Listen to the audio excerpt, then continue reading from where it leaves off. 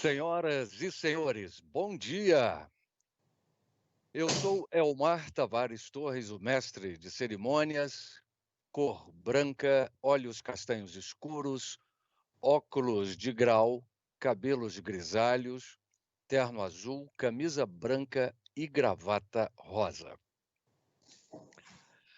O Ministério Público do Trabalho está comprometido com a implementação da Convenção sobre os Direitos das Pessoas com Deficiência e da Lei Brasileira de Inclusão da Pessoa com Deficiência, e sempre que busca o cumprimento da reserva de cargos, cota e ambientes de trabalho acessíveis e inclusivos, promove a inclusão das pessoas com deficiência.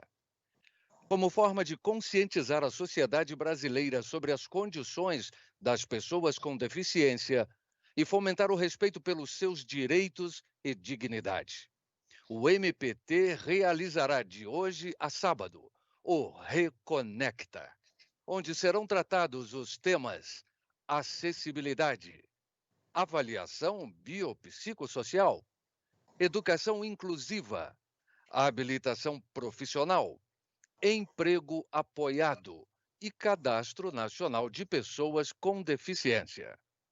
O MPT deseja construir parcerias permanentes com as organizações da sociedade civil, que defendem os direitos humanos das pessoas com deficiência, as empresas que contratam trabalhadoras e trabalhadores com deficiência e ou reabilitadas pelo INSS e o poder público.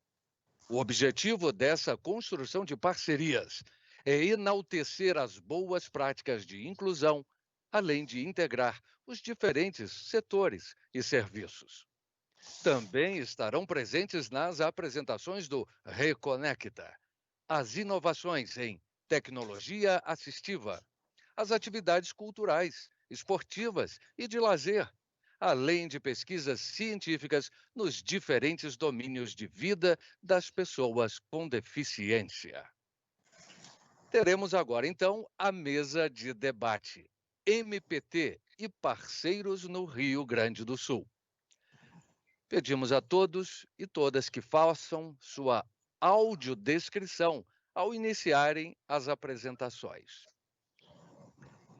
Então, convidamos o diretor de Acessibilidade e Inclusão Social da Prefeitura Municipal de Porto Alegre, Jorge Brasil, para coordenar os trabalhos da mesa.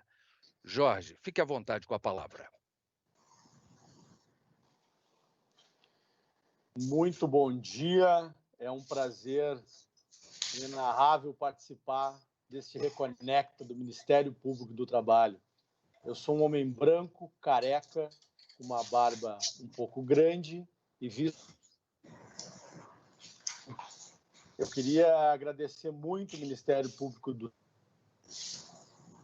por essa atividade em nível nacional, em especial o promotor Bernardo Schuch, ao doutor Carlos, à doutora Marlise, a doutora Márcia também, todos do Ministério Público do Trabalho do Rio Grande do Sul, que realizam um trabalho técnico que alcança uma magnitude aqui no Rio Grande do Sul e em Porto Alegre, e junto do Conselho Municipal das Pessoas com Deficiência, consegue empregar e sensibilizar as empresas gaúchas e principalmente de Porto Alegre, de que a acessibilidade é fundamental para que todos nós consigamos alcançar uma sociedade mais fraterna, mais digna, mais humana. E é com muito prazer que eu agradeço o presidente municipal do Conselho Municipal das Pessoas com Deficiência, o Nelson Calil, que está aqui também, um homem que tem uma barba avantajada, só que a dele é mais branca do que a minha. A diretora da Educação Especial de Porto Alegre, também minha amiga, Cláudia Amaral. Muito obrigado, muito bem-vinda. E a todas as professoras do município, aos professores do município. Hoje nós só teremos as professoras, falando de um belo trabalho da Prefeitura de Porto Alegre, e que não é feito somente agora. trabalho já vem de longa data.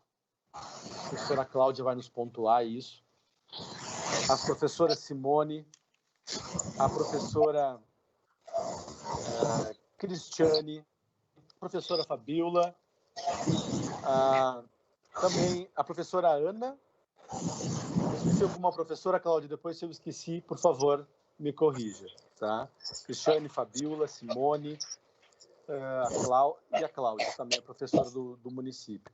E também nós estamos aqui com a Jane, que é a ponta, que é quem dá o emprego às pessoas com deficiência e sem deficiência, que é do Cine de Joinville. Muito obrigado, Jane, por participar conosco aqui nesse painel.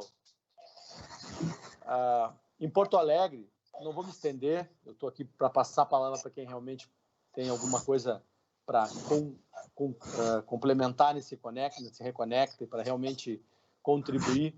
Mas eu acho importante dizer que a cidade de Porto Alegre, ela possui uma grande dificuldade, e eu acho que esse Reconecta vai trazer também, com o Cadastro Nacional das Pessoas com Deficiência, e o Nelson está aqui, testemunha disso. Muitas cidades, e Porto Alegre se inclui entre elas, possuem uma dificuldade imensa na hora de realizar políticas públicas. Eu, como gestor desta política, há pouco tempo, há 2 anos, embora tenha 15 anos trabalhando nessa área da pessoa com deficiência, tanto na área do trabalho, quanto na área da mobilidade, principalmente, percebo que existem dificuldades a serem alcançadas no nível de política pública. Mas existem também dificuldades que são os números de onde estão e em que situação estão pessoas com deficiência. A falta do estudo e de observatórios de pessoas com deficiência no país torna ainda mais difícil a concepção de políticas públicas para este segmento. E digo isso falando sobre um dado muito tranquilo, que o IBGE já lançou há muitos anos, sobre o número de pessoas com deficiência. Ok que é autodeclaratório, mas esses números não refletem a realidade das cidades, principalmente de cidades como Porto Alegre, São Paulo, Rio de Janeiro, Belo Horizonte. E estes números nos levam a crer que a educação está atendida, de que muitas vezes a mobilidade está atendida, e nós só vemos que precisamos de políticas públicas mais sérias e mais contundentes em diversas áreas, quando nós temos um número de reclamação, ou seja, quando nós já estamos massacrados naquela ponta. Nós não temos a notícia. Na saúde fica mais fácil, porque existe um cadastro onde as pessoas estão lá com as suas necessidades sendo acompanhadas diariamente ou mensalmente. Agora, nas outras pontas das políticas públicas, isso não acontece. Porto Alegre iniciou agora um observatório da pessoa com deficiência e espera concluir isso até o próximo semestre de 2021. E aí sim, nós teremos condições de repente, no próximo Reconecta, trazer uma realidade muito próxima das condições que nós precisamos avançar na cidade de Porto Alegre. Eu acho que como esse evento, essa ação é nacional, eu acredito que a importância dos observatórios das pessoas com deficiência nas cidades é fundamental para que os gestores, quando tomem pé da situação, quando assumam os cargos públicos, conheçam as realidades. Porque, senão, as políticas ficam muito pontuais. Por exemplo, pegamos uma política do emprego, que a Jane sabe bem, que o Ministério Público do Trabalho trabalha muito bem essa questão, e nós conseguimos identificar muitas pessoas com deficiência sem empregos. Mas os números disso ainda também são pouco conhecidos. E aí fica a cargo da fiscalização do Ministério Público do Trabalho de descobrir quem são as pessoas, onde estão essas pessoas, ou então somente ir atrás das empresas e realizar as fiscalizações para nós descobrirmos que essas vagas não estão preenchidas. Mas aí vem o segundo passo, que a Jane deve conhecer bem: onde estão as pessoas, em que situação elas estão para serem empregadas. Se nós tivéssemos esses números, se nós tivéssemos essa capacidade de compreensão, essa observação, nós conseguiríamos incluir mais pessoas no mercado de trabalho. Falei demais, agradeço novamente o convite do Ministério Público do Trabalho, agradeço a todas vocês, professoras do município, a Jane, lá do Cine de Joinville, ao Nelson, presidente do Conselho Municipal, e vou passar a palavra para a diretora Cláudia Amaral, que provavelmente depois vai passar para as suas professoras, e por último, acho que para a Jane, que a gente conclui, né?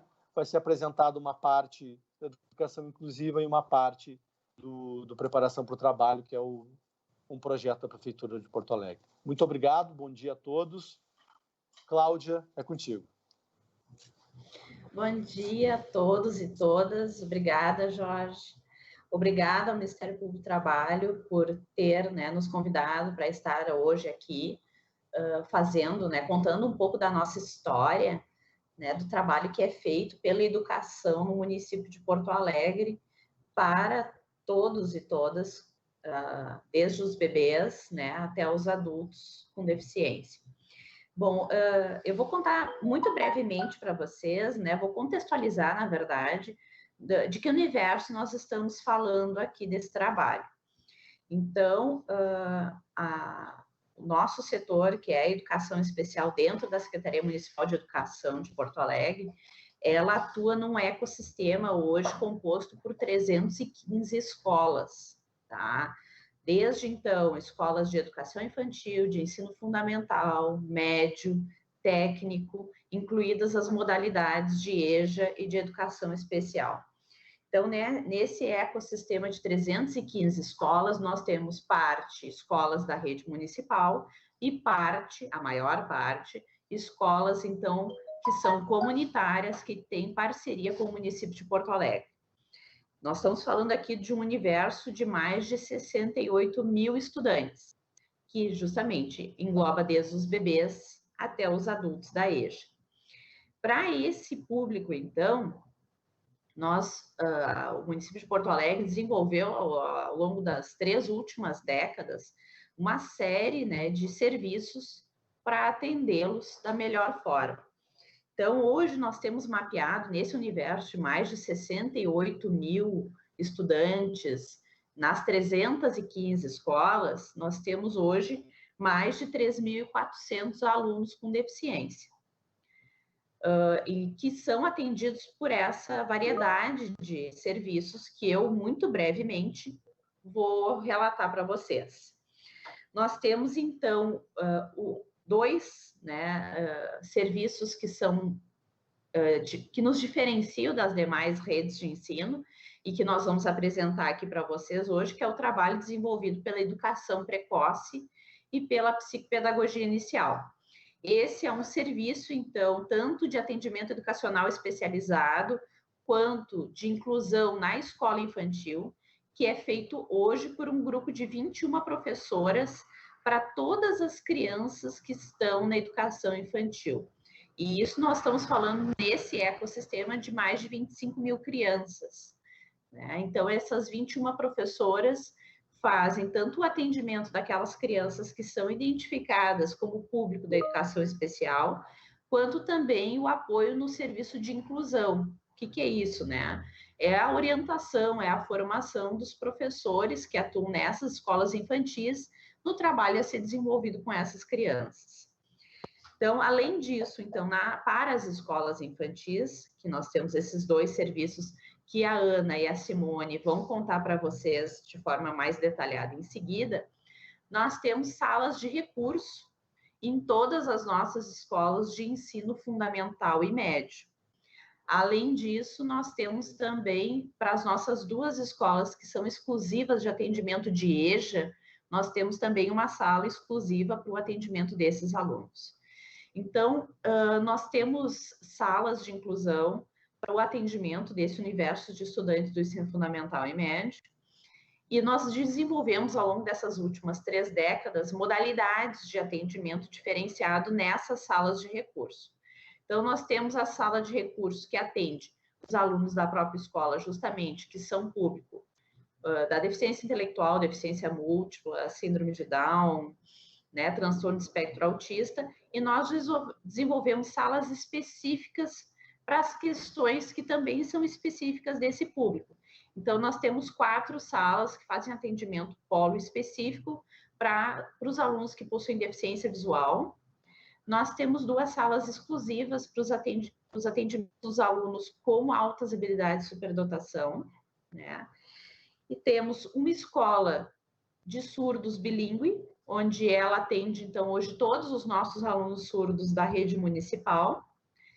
E temos também 4 escolas especiais municipais e 4 escolas parceiras especiais de ensino fundamental. Então, esse é o nosso universo. E ao longo desse período, então, dessas 3 décadas, a gente foi se dando conta da necessidade de desenvolver um trabalho específico para esses jovens com mais de 14, 15 anos, com deficiência, a sua inserção no mercado de trabalho. E aí surge, então, o programa Trabalho Educativo, que é o que as colegas Fabíola e a Cristiane vão contar para vocês em detalhes em seguida. Então, a minha intenção aqui nessa contextualização é para que vocês entendam o universo que a gente trabalha e quanto essas ações, desde lá da educação precoce com os bebês, né, até o trabalho educativo que visa a inserção desses jovens no mercado de trabalho, tem um contínuo de serviços, né, que buscam justamente, né, a inserção social, cultural, né, do mundo do trabalho, para que essas pessoas, quando atingirem justamente, né, a vida adulta, possam ter constituído ao longo da sua trajetória educacional condições para que elas exerçam a sua cidadania da melhor forma, possam lutar pelos seus direitos, né, de acesso a todos esses espaços.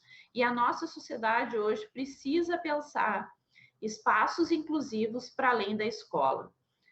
Hoje, isso é uma realidade para os nossos adolescentes. Eles têm toda uma caminhada na escola, uma série de serviços que dão suporte a ele ao longo da sua trajetória, mas quando eles concluem a escola, eles se veem numa sociedade que não tem opções, né? Que não lhe dão condições de acesso a esporte, cultura, trabalho, lazer de forma inclusiva. Então, eu acho que o nosso trabalho aqui, né, a nossa representação aqui na data de hoje, visa também, né, levantar essa bandeira de que a sociedade precisa pensar outros espaços além da escola para esses jovens, né? Então, não vou me delongar muito, quero agradecer muito ao convite feito pelo Jorge, pelo seu Nelson Calil, pelo Bernardo, promotor do Ministério Público, nessa caminhada que a gente tem, nessa parceria, justamente pelos direitos que os nossos alunos têm e que a gente deseja, sim, uma sociedade melhor para eles, e é para isso que a gente trabalha. Então, eu agradeço muito a participação e já passo a palavra, então, para as minhas colegas, a professora Ana Cristina Del Grande e Simone Amaral. Ambas são professoras da rede municipal e atuam especificamente nesse trabalho para a educação infantil. Então, que são crianças... Cláudia. Oi, meu bem. Desculpe, eu cometi um equívoco no início. Então, antes de começar com a Cláudia, a gente não pode deixar de ouvir o Nelson rapidinho. Certo. Hein? Que é o presidente do Conselho Municipal. Eu queria ter passado a palavra primeiro para ele e depois para ti, mas eu com problema de conexão aqui, fiquei nervoso e esqueci. Certo, vou passar então para o Nelson, e aí depois, em seguida, as colegas Ana e Simone assumem a frente. Bom dia a todos. É um prazer estar aqui no Dia Internacional da Pessoa com Deficiência. Esse é um dia muito importante para nós. Deixa eu começar dizendo que o Brasil comete alguns enganos, entre eles dizer que eu tenho barba. Eu não tenho barba, tenho apenas um cavanhaque branco, um bigode também branco, cabelos grisalhos também, uso óculos, tá? E segundo a opinião isenta da minha neta, sou absolutamente lindo de morrer. Tá? Mas, fora esses detalhezinhos, eu quero agradecer muito ao MPT, ao Reconecta. Este é um um painel muito importante, porque vai tratar de duas coisas absolutamente fundamentais para as pessoas com deficiência, que é o trabalho e a educação. São duas coisas absolutamente interligadas. O trabalho depende da educação. Quanto mais educação estivermos, quanto mais precoce for o ensino, particularmente para as pessoas com deficiência, mais empregabilidade elas terão e mais sucesso terão na vida, terão uma vida mais produtiva e feliz. Eu quero reforçar também um detalhe chamado pelo Brasil, que falou com muita propriedade, da falta de dados sobre as pessoas com deficiência. Parte da nossa invisibilidade vem exatamente do fato de nós não termos dados confiáveis sobre o número de pessoas com deficiência no país e, por isso, não podemos desenvolver políticas adequadas. Por exemplo, nós temos as leis de cotas, que são importantíssimas para nós, mas nós não sabemos se essas cotas estão adequadas, se estão defasadas ou se estão superestimadas, porque nós não temos os dados confiáveis sobre pessoas com deficiência. Então, um dado que eu acho que tem que ser muito procurado e urgentemente é o número de pessoas com deficiências existentes no país e quais são elas e o que a gente, para a gente poder desenvolver políticas que melhorem a vida delas. E por isso eu não vou me alongar muito, porque senão vou tomar o tempo de quem realmente tem contribuições importantes para dar na área da educação e trabalho, mas essa é a importância desse painel de hoje. Então, passar a palavra para as professoras que vão falar sobre a inclusão, sobre a educação precoce e sobre o trabalho da pessoa com deficiência. Um ótimo trabalho para todos nós. Obrigado. Certo. A gente, justamente como o Brasil disse, né, a gente fica nervoso e se atravessa, né? Então, eu também esqueci de dizer, né, assim como o Nelson, meu filho também me acha linda, né? Mas eu, então, sou uma pessoa branca, cabelos curtos, avermelhados, uso óculos e estou vestindo uma blusa preta. E, então, já passo a palavra para as minhas colegas Simone e Ana Cristina. Obrigada.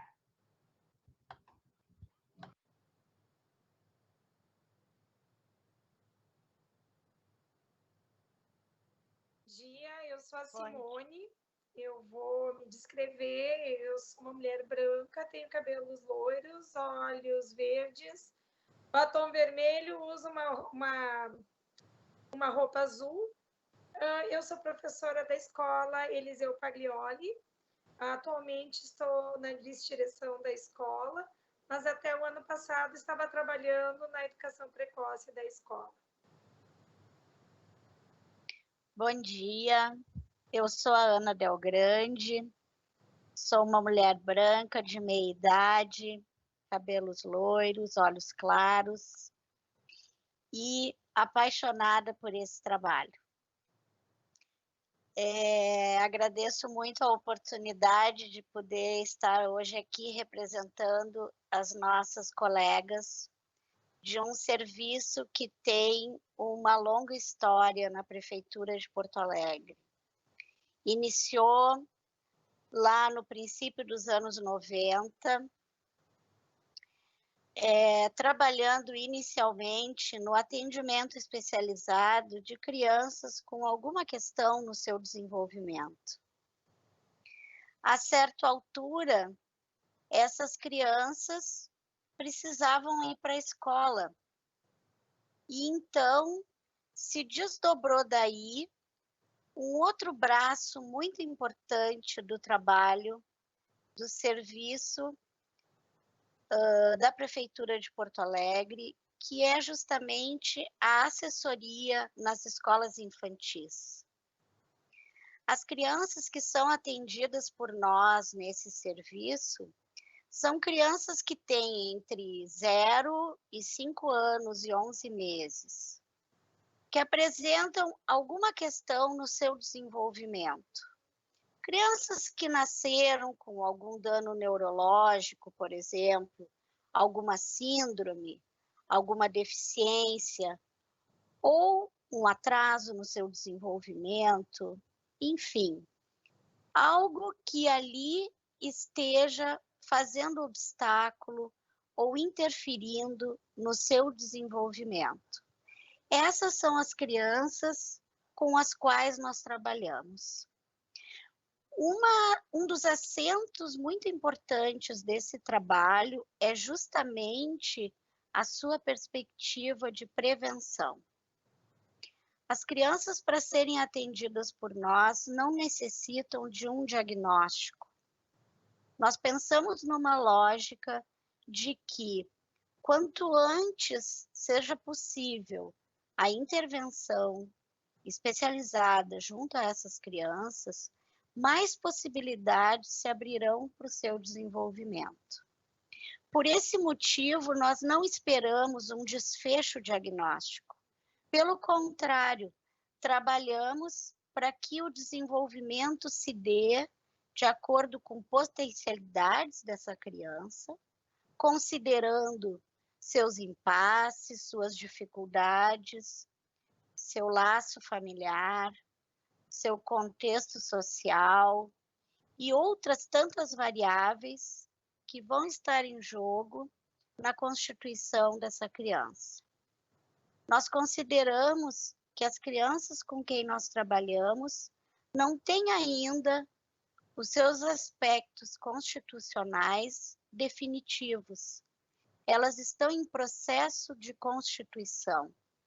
Apostamos na neuroplasticidade, apostamos na plasticidade psíquica, na constituição dos diferentes possibilidades de estruturação cognitiva, da constituição do laço social. E são nesses aspectos que nós fazemos nossas apostas. Nós consideramos que a primeira inclusão de uma criança é no seio familiar. Por esse motivo, a família tem um papel muito importante no trabalho conosco. No âmbito da estimulação precoce, as famílias estão dentro da cena, compondo conosco o trabalho.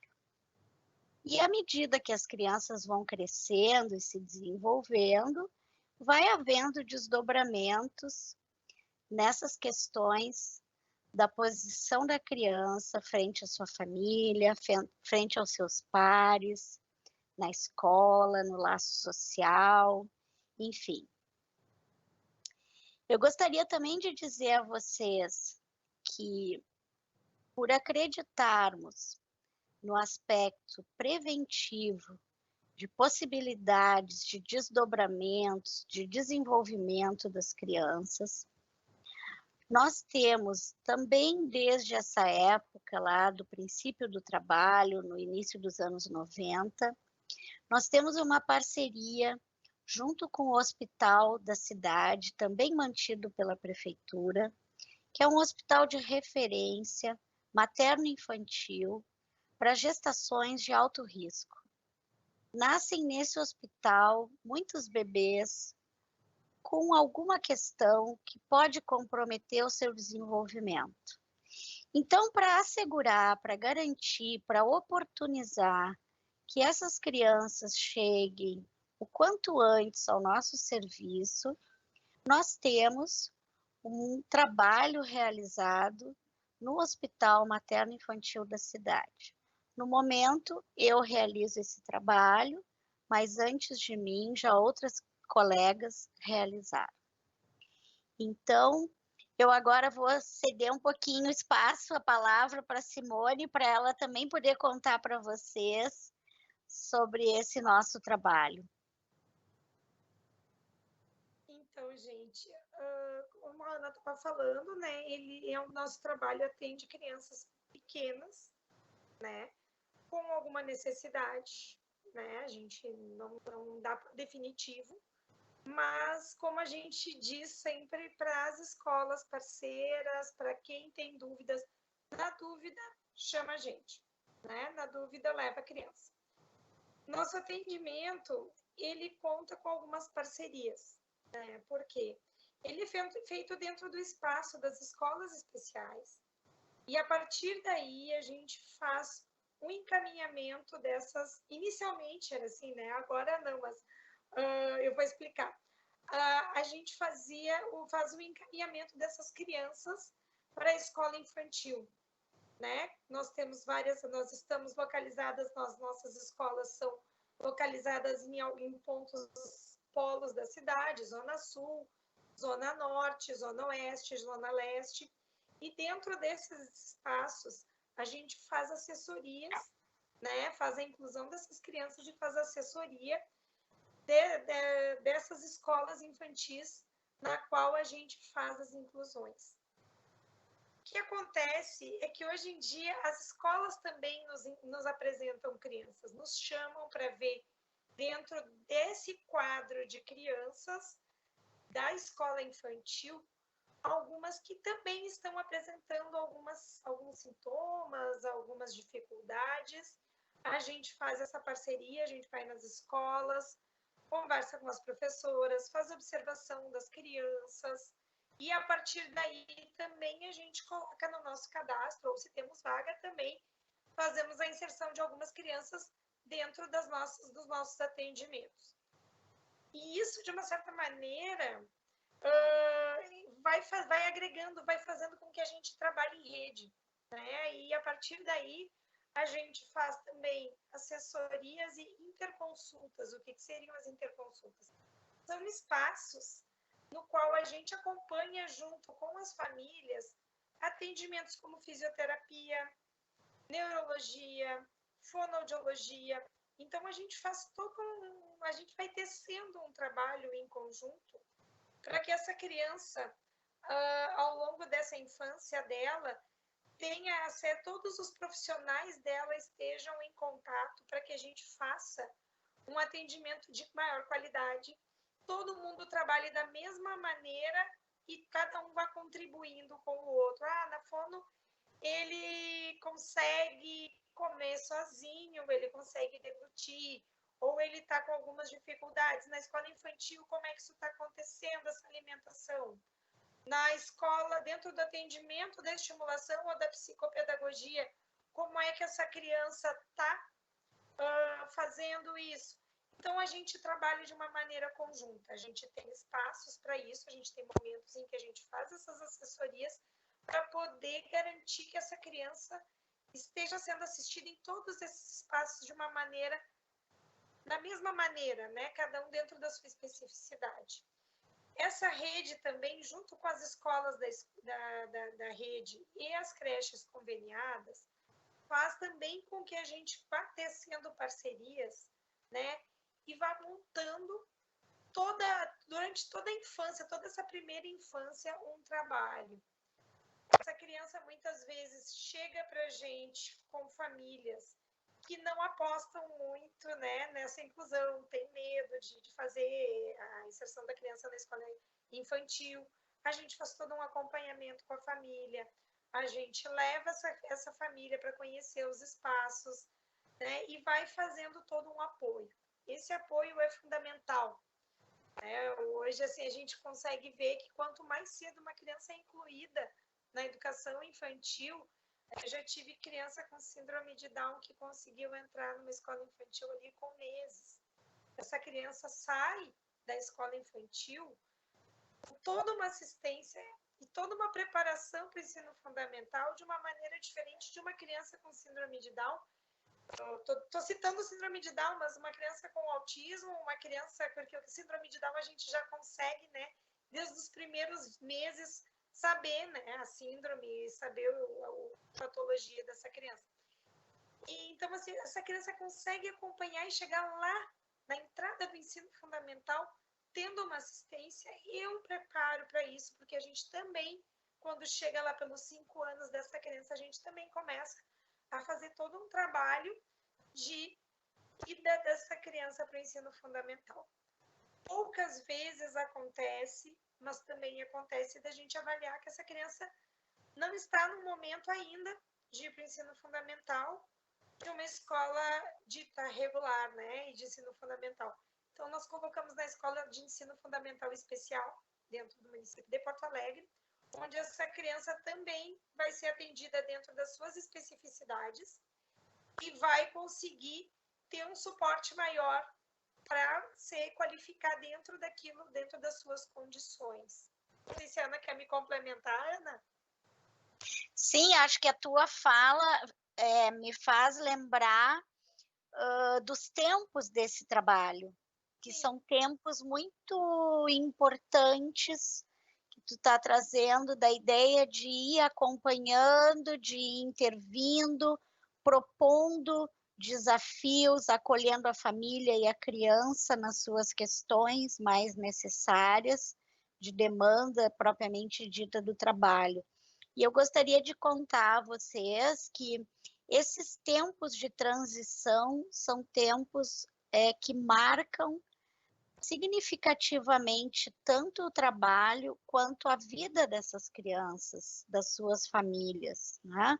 Então, o tempo, por exemplo, da transição da EP, como nós chamamos, né, para a API, ou seja, da educação precoce para a psicopedagogia inicial, é um tempo em que a posição da criança, uma posição de ser bebê, que é como ela chega inicialmente ao trabalho, de ser bebê, de estar sendo incluída no seio familiar, de as questões difíceis muitas vezes que se colocam para os pais, no sentido de compreender o que está acontecendo com o seu filho, o inesperado de um nascimento com uma síndrome, com uma determinada deficiência.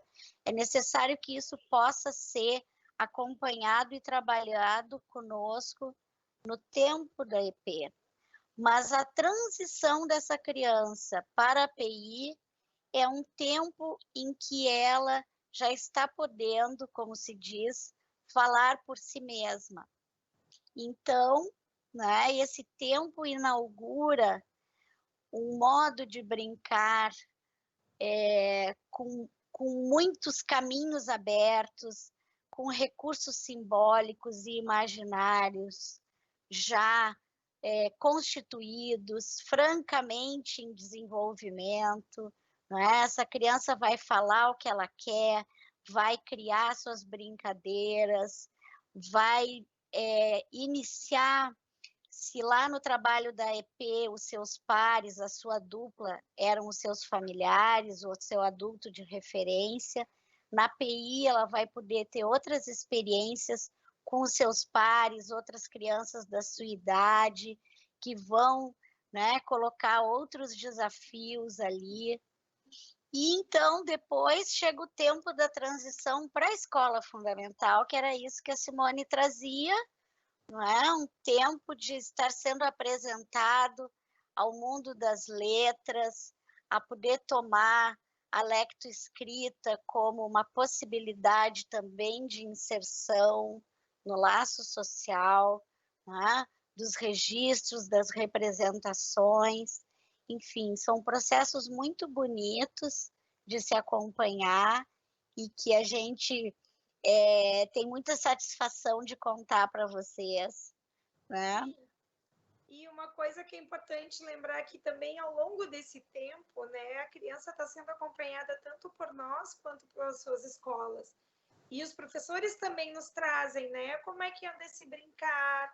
E dentro do brincar a gente também vai colocando coisas, né?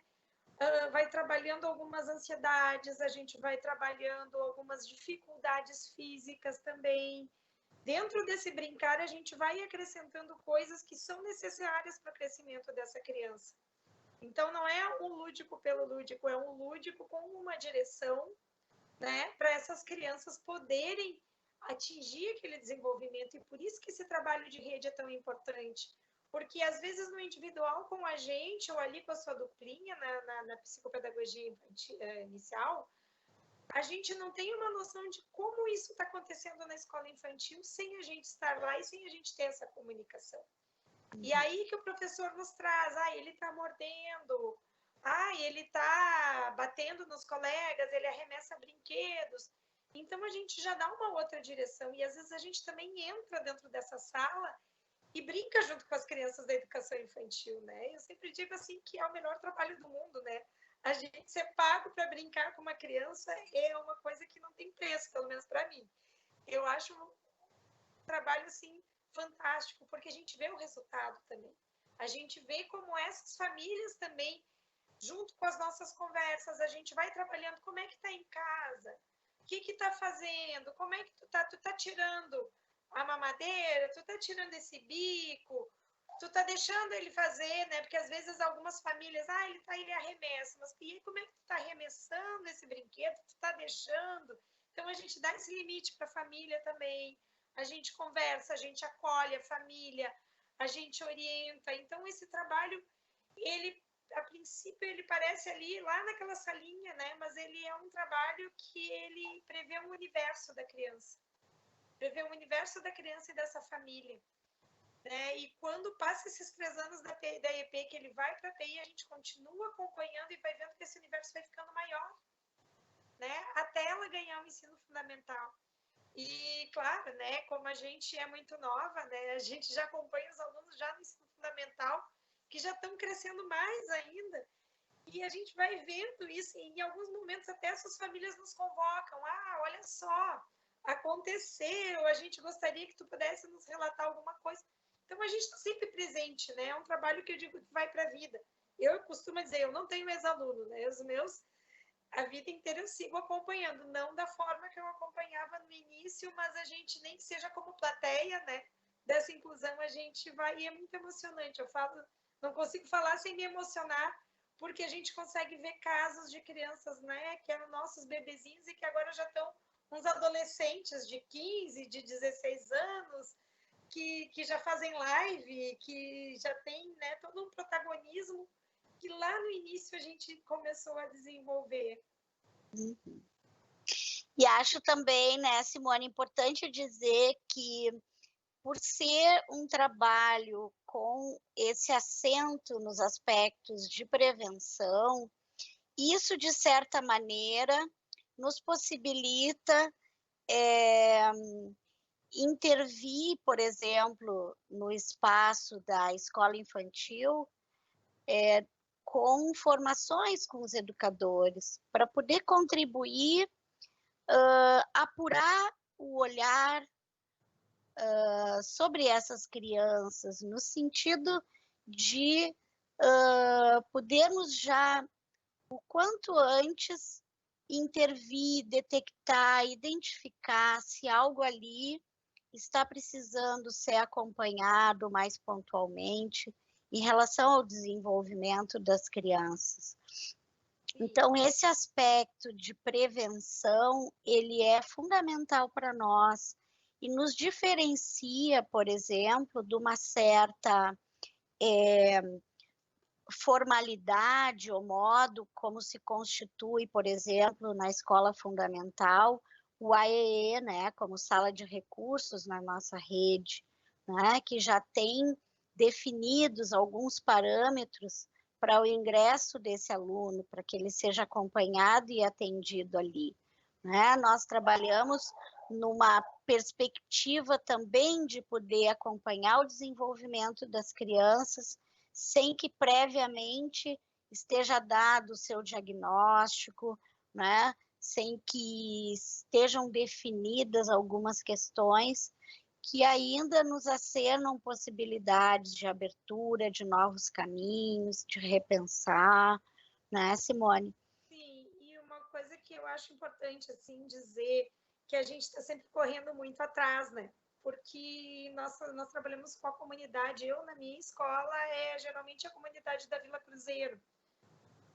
Todas as nossas escolas são de comunidades muito carentes. Então, às vezes, a dificuldade dessas famílias para conseguir um neurologista, para conseguir um psicólogo, um fono, né? Essa questão para conseguir um CID, né? Para conseguir a carteirinha do ônibus. Porque é isso, assim, a gente precisa desses profissionais para garantir, né, uma política pública. Porque a política pública, eu sou muito, assim, eu digo que a política pública liberta, né? Ela te torna independente, ela te torna autônomo, tu tem esse direito, né? E esse direito deles de conseguir uma carteirinha, de conseguir um benefício, né, daquela criança que era vista como uma criança deficiente, agora é uma criança que tem um provento, que tem um benefício, que consegue ajudar sua família a buscar coisas para ela.